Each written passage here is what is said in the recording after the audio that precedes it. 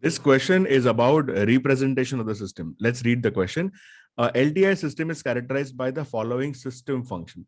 Now, system function meaning transfer function. Specify the ROC of h of z and find h of n for all these conditions: causal, non-causal, and stable. Now, this is a standard typical question. You will see this a lot. Okay. This over here is a transfer function. And we know that the ROC can be best seen on a pole zero diagram. So we have to find pole zero diagram. Remember, poles are roots of denominator and zeros are roots of numerator. Now keep this in mind. The pole is what decides whether the system is causal or non-causal or stable. Let's solve the question and let's see how we can do this. Now, first thing first, you will write h of z in positive powers of z. So for that, we will multiply by z square, both numerator and denominator. So I'll get this as 2z square minus 3z. We do that because it is simpler to find roots when you have a positive powers of z. This will become z square minus 7 by 2 z plus 3 by 2. Now notice the denominator is a quadratic function.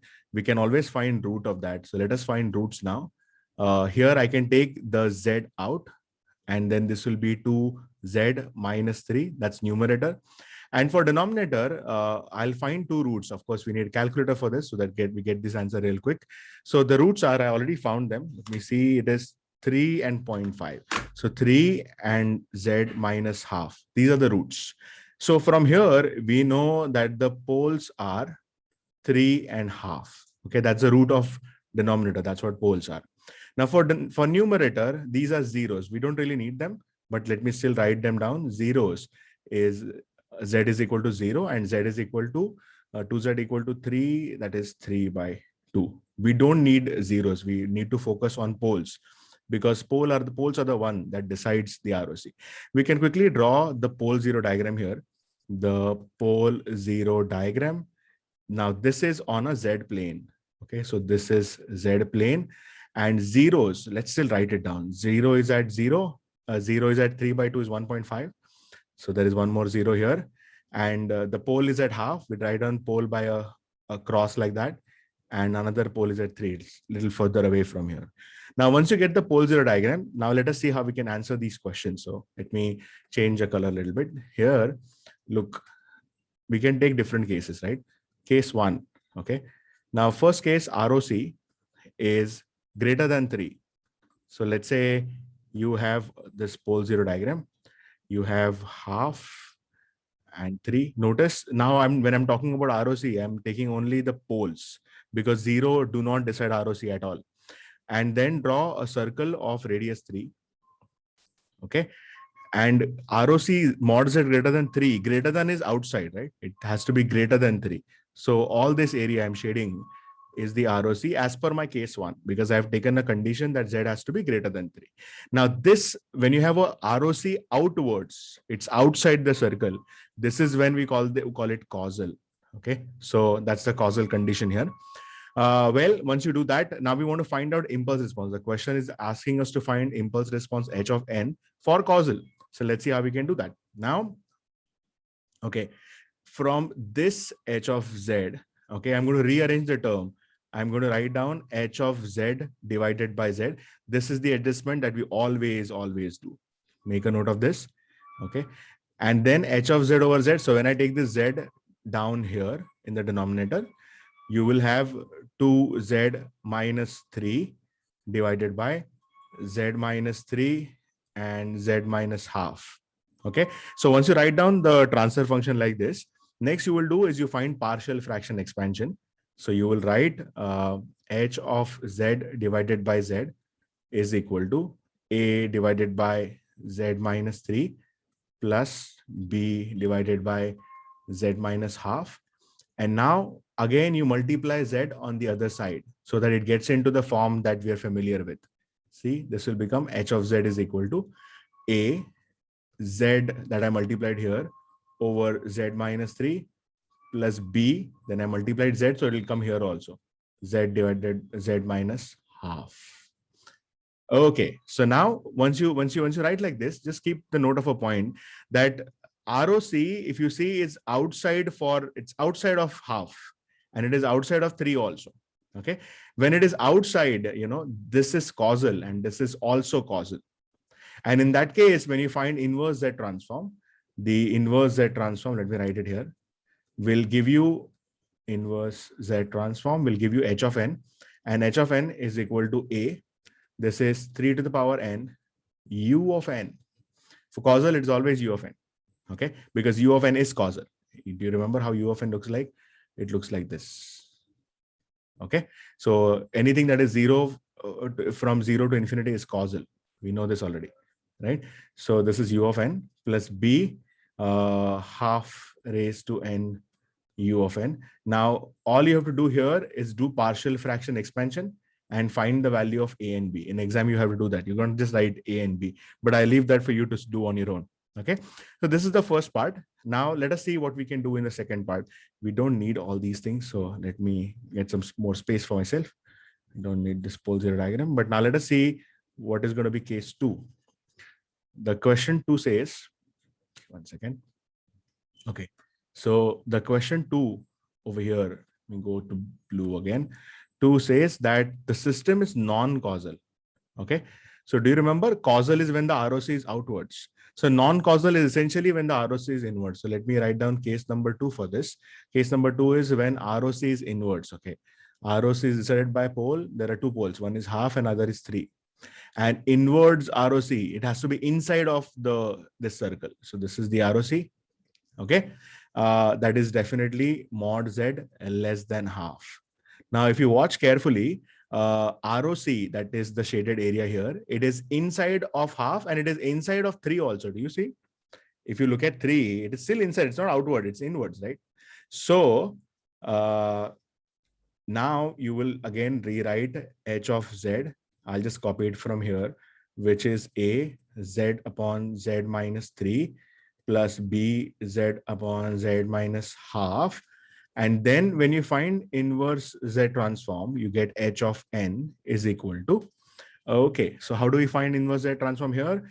Okay, that's the same formula again. A, this is 3 to the power n. And do you remember that this time, because it is, see, for 3, the ROC is inside. For half, the ROC is inside. So both of them are anti-causal. So I'll write anti-causal for them. And then in that case, you will write inverse Z transform as 3 raised to n U of minus n minus 1. Okay, that's the inverse Z transform of anti-causal signals. Then B, this is half to the power n U of minus n minus 1 as well. So this is the answer for the second question. This is the H of n value when the system is non-causal. And the most interesting and most important of all is case 3. So let's do case 3 now, where we will see how a system can be stable. There is a condition for that. And ROC decides whether the system is stable or not. Let's just see how we can do that. Let's see case 3. Now, for case 3, we want system to be stable, right? Now, for that, there is a condition which says, if this is half and this is 3.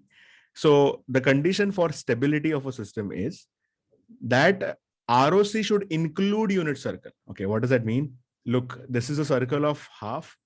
This is a circle of, say, 3. Okay, so this inner circle has got radius half. The outer circle has radius 3, isn't it? So unit circle, what do you mean by unit circle? Unit circle is the one that has got radius 1. So it will be somewhere here. That's unit circle. And this pink circle is of radius 1. And now ROC has to be from here to here, right?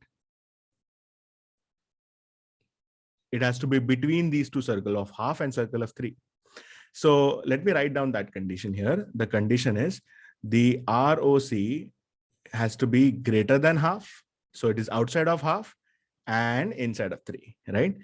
And why are we taking this condition? Because this ROC implies unit circle. Unit circle is included inside ROC, and that implies a stable system. Keep that in mind. The condition for stable system is it should include unit circle. Okay.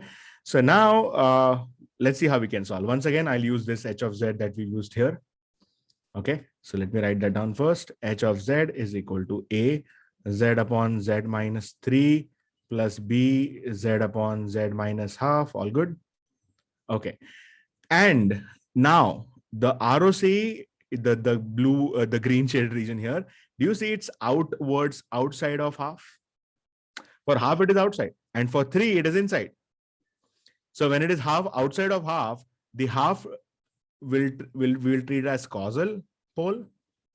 And since it is inside of 3, we will treat 3 as anti-causal. Remember, causal is outwards ROC and anti-causal is inward ROC. So you get H of Z is equal to, well, when it is anti-causal, do you remember? We write A 3 to the power n u of minus n minus 1 plus when it is causal, we write half to the power n u of n. And there you go. This is H of n, sorry. Right? This is the inverse Z transform, inverse Z transform of H of Z, and that is obtained as per the condition. So it is quite clear here that we've got 3 answers. Do we have all the 3 answers? Yes. See, one of the answer is this.